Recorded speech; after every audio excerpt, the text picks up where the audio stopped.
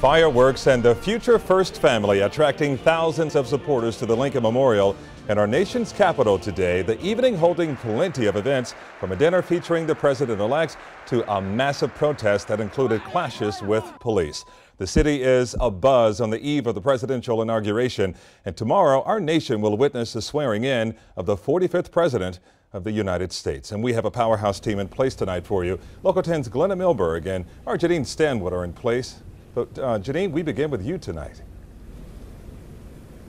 And Calvin, it is the peaceful transfer of power, and it's an amazing thing to witness from one administration to the next. Today was Donald Trump's last full day as president-elect. The night before he becomes the 45th president of the United States, a concert at the Lincoln Memorial. The businessman turned president-elect singing along and repeating that signature tagline.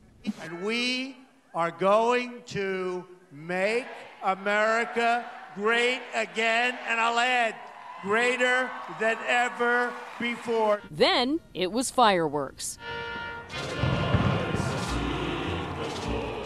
Meanwhile, 2 miles down the street at the Trump International Hotel, there is a large contingent of Metro police officers, some of them in riot gear. They tell us they're not responding to any particular threat. They just say they're trying to keep everyone safe. Earlier in the day, Mr. Trump and the soon-to-be First Lady swooped into the nation's capital, not on a private Trump jet, but on a military plane. There was a luncheon with his transition team, and then a somber afternoon wreath-laying at Arlington National Cemetery. Capping off the night at this high-dollar donors' dinner, Trump advisors say he's frustrated with the pace of cabinet confirmations, but ready to enact executive actions on day one.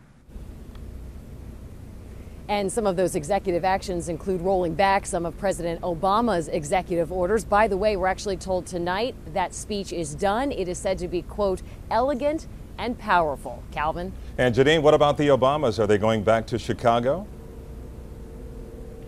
Well, the Obamas, after the inauguration, they are expected to take a military helicopter back to Joint Base Andrews. And from there, they're actually going on a vacation in Palm Springs, California.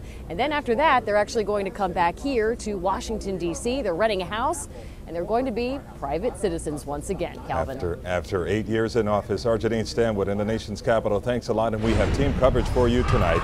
Let's turn now to Glenna Milberg, who is also following the events of the evening.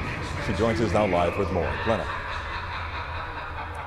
Calvin, imagine we are at one of what is more than one inaugural balls dedicated to deplorables tonight. It looks like Trump supporters absolutely gave this word a new meaning in the American lexicon.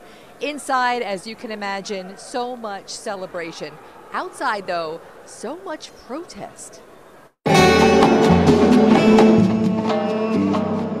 They wore tuxedos and gowns and what has become a badge of honor. Well, she had to explain to me what a deplorable was. What did you tell him? I told him it's the worst of the worst.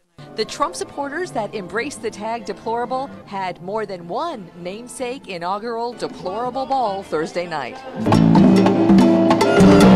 This one had a distinct Miami flavor. I want you guys to mingle. Because that's from where the organizer comes. This is tongue-in-cheek.